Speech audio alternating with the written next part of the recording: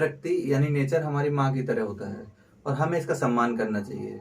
कहते हैं कि जब तक हम अनदेखी करेंगे नेचर की तब तक कोई दिक्कत नहीं, लेकिन अगर नेचर ने हम लोगों की यानी इंसानों की अनदेखी करना शुरू कर दिया तो हमारे लिए समस्याओं का बवंडर खड़ा हो जाएगा।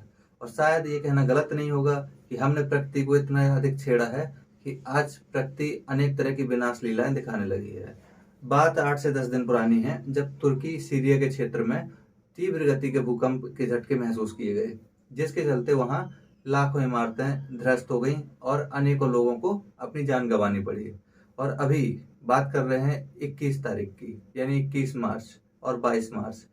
इस समय भूकंप की घटनाएं भारत में भी हुई हैं। तो भारत के दिल्ली एनसीआर का क्षेत्र, हरियाणा, यहाँ तक कि इससे दूर दूर तक के क्षेत्रों में भूकंप की घटनाएं आई। तो आज के इस वीडियो में हम जानने का प्रयास करेंगे भूकंप के बारे में एक ओवरऑल पर्सपेक्टिव, यानी समस्त जानकारी।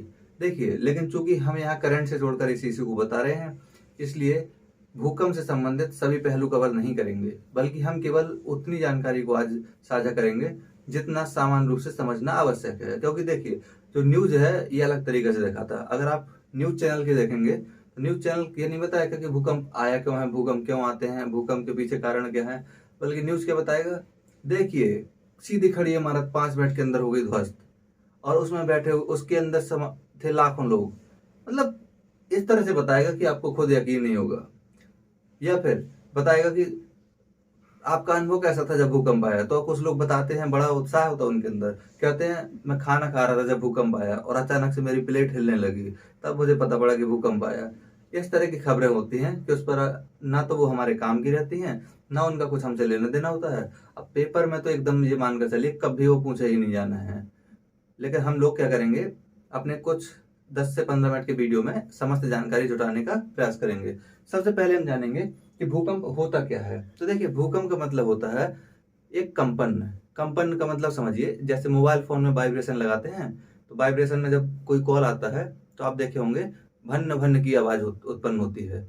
और जिस जगह मोबाइल होता है आपके जेब में या फिर हाथ में, वहां पर एक कंपन होने लगता है। इसी तरह क्या है, भूकंप कंपन है। लेकिन ये कंपन होता कहाँ है, तो देखिए ये कंपन होता है हमारी जो पृथ्वी है इसके नीचे, यानी अंदर पृथ्वी के। तो कोई पूछे भूकंप क्या है, तो कहना पृथ्वी की आंतरिक परतों में होने वाला एक कंपन। तो कोई पूछेगा भूकंप में ये बताइए कंपन होता क्यों है, तो कहिए कंपन के पीछे कारण है कुछ तरंगे, तरंगों के चलते ही ये कंपन होता है। तो पहला पॉइंट ये स्पष्ट हो गया कि भूकंप पृथ्वी की आंतरिक परतों में होने वाला कंपन है। उसके बाद देखिए, ये समझ लीजिए हमारी है पृथ्वी। इस पृथ्वी में जिस स्थान से भूकंप उत्पन्न होता है, अब पूरी पृथ्वी में कहीं ना कहीं से तो उत्पन्न होगा। अब ऐसा तो नहीं है कि कंपन इधर है कभी इधर कभी इधर, ऐसा नहीं है। भूकंप का अगर भूकंप की घटनाएं कहीं होती हैं तो किसी न किसी एक बिंदु से उसकी शुरुआत होती है। जैसे हमारी ये पृथ्वी है, अब मान लीजिए पृथ्वी में यहाँ से शुरू होता है, उत्पन्न होता है क्या, भूकंप। तो जिस स्थान से भूकंप उत्पन्न होता है उसको कहते हैं भूकंप मूल, यानी सिस्मिक फोकस। सिस्मिक फोकस, ठीक है, इसी को कहते हैं अवकेंद्र। तो कोई पूछे कि अवकेंद्र क्या है, तो कहिएगा जिस स्थान से भूकंप की उत्पत्ति होती है उसी को भूकंप मूल या अपकेंद्र कहते हैं।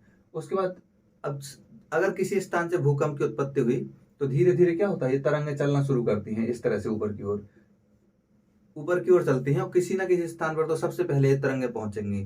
तो जिस स्थान पर सबसे पहले ये तरंगें पहुंचती हैं उसको कहते हैं अधिकेंद्र। तो ये 2 शब्द याद रखिएगा, एक हो गया भूकंप मूल, एक हो गया अधिकेंद्र।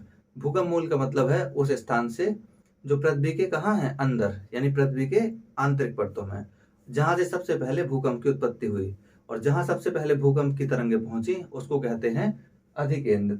उसके बाद हम लोग जानेंगे भूकंप के कारण। देखिए, भूकंप के पीछे कई सारे कारण हैं, लेकिन अगर एक कारण कहा जाए तो पृथ्वी की सतह में असंतुलन।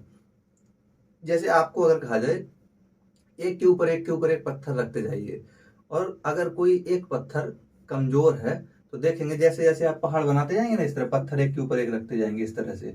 अब मान लीजिए जो पत्थर है ये कमजोर है, यानी कमजोर चट्टान से बना हुआ है, तो जैसे जैसे वजन बढ़ता जाएगा, इनके ऊपर दाव बढ़ता जाएगा, वैसे वैसे क्या होगा, ये कमजोर है, ये पहले टूट जाएगा। और जब ये टूट जाएगा तो इसके ऊपर वाले पत्थर क्या होंगे, अपने आप क्या हो जाएंगे, नीचे की ओर आ जाएंगे। तो इसके ऊपर अगर कोई व्यक्ति खड़ा है तो कैसा महसूस करेगा, नीचे आकर गिरेगा।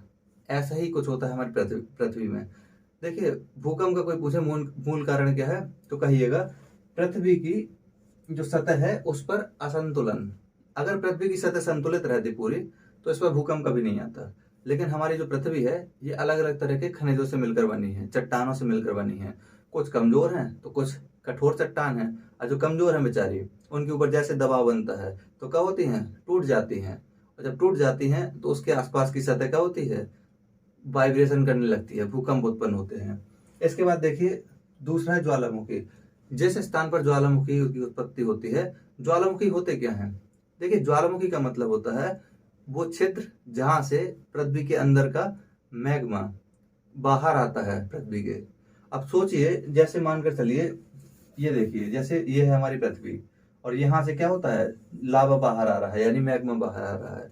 तो जब ऊपर की ओर आ रहा होगा, तो यहाँ पर जो परतें हैं उनको तोड़ता हुआ तो आ रहा होगा जमीन को, और जब तोड़ता हुआ आएगा तो यहाँ पर क्या उत्पन्न होगा, वाइब्रेशन, कंपन उत्पन्न होगा, इसलिए भूकंप आएंगे।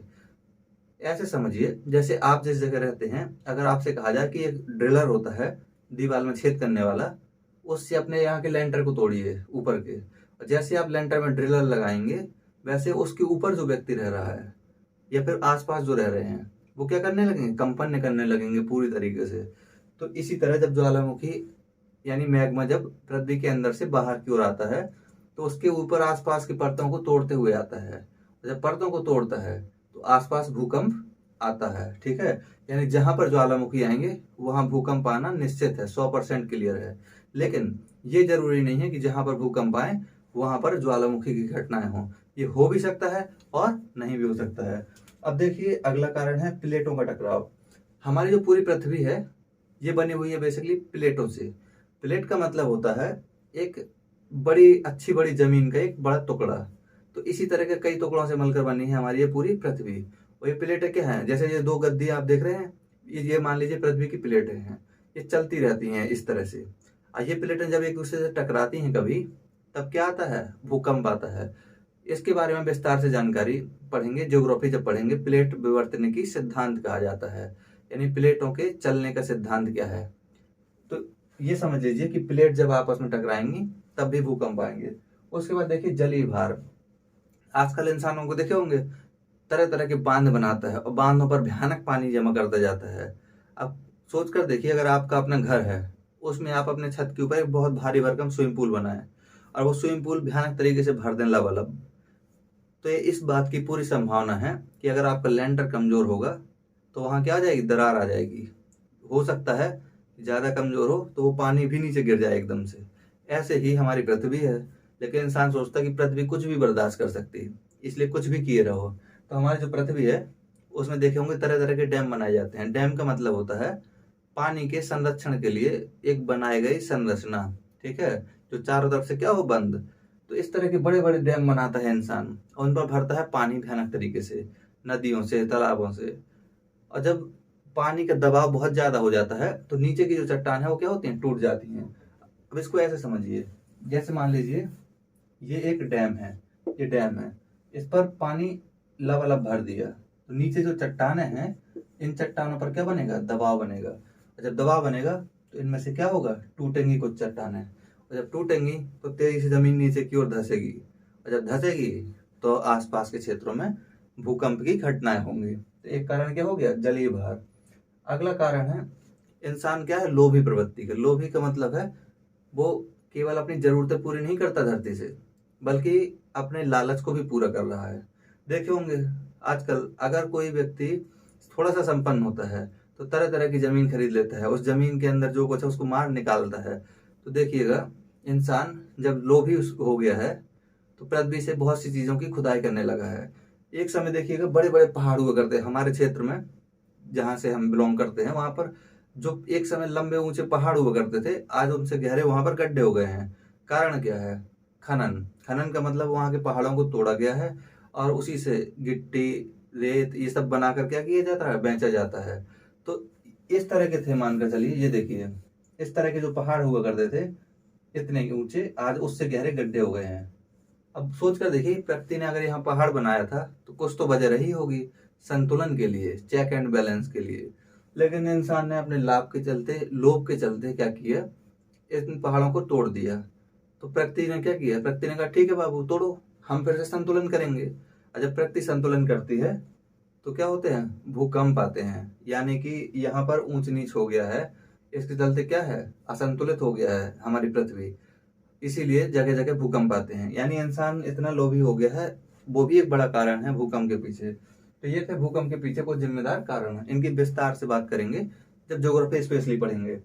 अब बात करेंगे भूकंप के प्रकार। देखिए भूकंप के भी प्रकार होते हैं, मुख्य रूप से हम दो भागों में बांटते हैं। एक को भूकंप मूल के आधार पर। अब भूकंप मूल क्या है, अभी बताया था। भूकंप मूल का मतलब होता है जिस स्थान से भूकंप की उत्पत्ति होती है वही होता है भूकंप मूल। तो भूकंप मूल के आधार पर तीन तरह के हम भूकंप की बात करते हैं। अब मान लीजिए ये हमारी पृथ्वी, देखिए ये पृथ्वी है, हो सकता है इसमें जो भूकंप जहां से शुरू हुआ वो काफी ऊपर हो, यानी हम लोग तो यहाँ रहते हैं तो हो सकता है काफी ऊपर हो, तो इसको बोलेंगे क्या, छिछले भूकंप। छिछले का मतलब है कि बहुत ही ऊपर, इसकी गहराई बहुत कम है, यानी जिन भूकंप मूल की गहराई बहुत कम होती है उनको कहते हैं छिछले भूकंप। और मान लीजिए बहुत अधिक गहराई से आए, इससे ज्यादा गहराई से, तो इसको कहेंगे क्या, इसको कहेंगे मध्यम गहरे भूकंप। यानी इनकी गहराई छिछले वालों से ज्यादा है लेकिन इससे भी गहरे भूकंप होते हैं, उनको कहते हैं गहरे भूकंप। मान लीजिए यहाँ से भूकंप शुरू हुआ तो इसको कहेंगे गहरे भूकंप। अब एक कॉमन सेंस की बात है जो आपको बतानी है कि इनमें से किसका प्रभाव सबसे ज्यादा हम पर पड़ेगा। जो यहाँ पर है, अगर भूकंप यहाँ से शुरू हुआ इसका प्रभाव ज्यादा पड़ेगा या फिर जो यहाँ से शुरू हुआ। तो जवाब है ये तय नहीं कर सकते कि किसका प्रभाव ज्यादा पड़ेगा। समझिए क्यों। मान लीजिए यहाँ पर जो भूकंप उत्पन्न हुआ, इस भूकंप की तीव्रता बहुत कम है तो इसका प्रभाव ऊपर क्या पड़ेगा, अपेक्षाकृत कम पड़ेगा। लेकिन अगर इसकी तीव्रता बहुत अधिक है तब इसका प्रभाव बहुत अधिक पड़ेगा, बहुत ज्यादा विनाश होगा। दूसरा, अगर मान लीजिए ये यहाँ से भूकंप उत्पन्न होता है लेकिन इसकी तीव्रता बहुत ही अधिक है तो इसका प्रभाव भी हम पर यहाँ पर अच्छा खासा पड़ेगा। तो ये डिपेंड करता है कि हमारी जो पृथ्वी है उसकी चट्टानें जिस जगह से भूकंप उत्पन्न हुआ वहां के आसपास की चट्टानें कमजोर हैं, कठोर हैं, किस तरह की हैं। कठोर हैं तो जान ही रहे हो क्या करेंगे। मान लीजिए कोई लोहे की चीज है बहुत ठोस, उस पर अगर हथौड़ा मारते हो तो कंपन कितना तेज उत्पन्न होता है, उसी तरह यहाँ है। दूसरा समझिए तरंगों की विशेषताओं के आधार पर। हमने बताया था कि भूकंप की उत्पत्ति तरंगों के रूप में होती है। तरंग का मतलब होता है ऊर्जा का स्थानांतरण, यानी ऊर्जा एक स्थान से दूसरे स्थान जाती है, इसी को कहते हैं तरंग। ठीक है। तो तीन तरह की तरंगें भूकंप में आती हैं, एक को बोलते हैं पी तरंग, एक को एस, एक को एल। पी मतलब होता है प्राइमरी वेव्स। प्राइमरी का मतलब है जो सबसे पहले महसूस होती है। मान लीजिए भूकंप आया था अभी दिल्ली में, सबसे पहले हल्की सी एकदम एक होता है ना बौखलाहट सी महसूस होती है कि कुछ हो रहा है अजीब सा, उसको बोलते हैं प्राइमरी वेव। इसके बाद कुछ ही समय में, कुछ ही सेकंड में दूसरी तरंग आती है, काफी तेज रहती है, उसको बोलते हैं सेकेंडरी वेव। और इसके बाद सबसे खतरनाक तीसरी वेव्स आती है जिसको बोलते हैं एल तरंग। एल तरंग सबसे खतरनाक होती है, जब ये आती है तो कुछ सेकंडों में ही सारी की सारी इमारतें क्या होती हैं, जमीन पर आ जाती हैं। जैसे हमने काठमांडू भूकंप वाली बात की थी, काठमांडू में जो भूकंप आया था उसमें देखा होगा कुछ सेकंड का समय मिला और देखते ही देखते सारी इमारतें क्या हो गई, धराशायी हो गई। अब बात करेंगे भूकंप के मापने के यंत्र। देखिए भूकंप के बारे में भविष्यवाणी अभी भी नहीं की जा सकती, यानी कहा जाए कि इसके बारे में फोरकास्ट यानी भविष्यवाणी की जा सकती है तो अभी तक नहीं। ऐसा कुछ भी नहीं है जिससे पहले से हम बता सकते हैं भूकंप आने वाला है या नहीं आने वाला है। लेकिन भूकंप के आने के बाद उसकी तीव्रता क्या है, उसका प्रभाव क्या है, इसको मापने के लिए तीन तरह के यंत्र हैं। तीन यंत्र हैं लेकिन इनमें से मुख्य रूप से एक ही यंत्र का उपयोग होता है। एक है फेरल स्केल। फेरल स्केल जैसे पटरी देखते हैं, स्केल यानी पटरी, उसमें अंक दिए रहते हैं 1 2 3 4 5 6। उसी तरह इस स्केल में भी अंक दिए रहते थे 1 से 11 तक। ये बताता था कि भूकंप जो आया है उसकी तीव्रता कितनी है। इससे अंदाज लग जाता था कि भूकंप खतरनाक है या कम खतरनाक है या बहुत ज्यादा खतरनाक है। दूसरा रिक्टर, रिक्टर स्केल, इसको बनाया था रिक्टर महोदय ने, इसलिए इसका नाम है रिक्टर स्केल। इसमें 0 से 9 तक अंक होते हैं। अब मान लीजिए अगर भूकंप आया उसमें लिखा है 5, इसका मतलब है कि 5 के मैग्नीट्यूड से भूकंप आया है। अब मान लीजिए अगर 6 आ गया तो इसका मतलब है कि जो 5 का था उससे 10 गुना ज्यादा खतरनाक भूकंप कौन सा है, 6 वाला। इसी तरह से एक है मार्केली स्केल। मार्केली स्केल में ये अंक होते हैं 1 से लेकर 12 तक। तो ये हो गए कुछ स्केल। इसके बाद हम बात करेंगे इसे रोकने के उपाय। देखिए जैसा कि बताया कि भूकंप के लिए सबसे महत्वपूर्ण जिम्मेदार कारण अगर देखें तो इंसान का लोभ और इंसान की बहुत कुछ हासिल करने की चाहत है। जगह जगह इंसानों ने प्रकृति को तहस नहस किया है, पेड़ पौधों को काटा है, इसके अलावा मिट्टी को क्या किया है, मिट्टी को बर्बाद किया है, तहस नहस किया है। जो स्वच्छ जल के स्रोत थे उनको तबाह किया है। आसपास बड़ी बड़ी फैक्ट्रियां लगाकर केमिकल कंपोस्ट करके वहाँ जीव जंतुओं का असंतुलन बिगाड़ा है। समुद्र में बड़े बड़े जहाजों के द्वारा जाकर समुद्र में क्या किया है, समुद्र के वातावरण को या वहाँ के एनवायरनमेंट को दूषित किया है। जगह जगह गहरी गहरी खाइयाँ खदानें खोदी गई हैं खनिज के दोहन के लिए। जब इतना कुछ इंसान कर रहा है तो इन्हीं सब के चलते क्या हो रहा है, भूकंप की घटना हो रही है।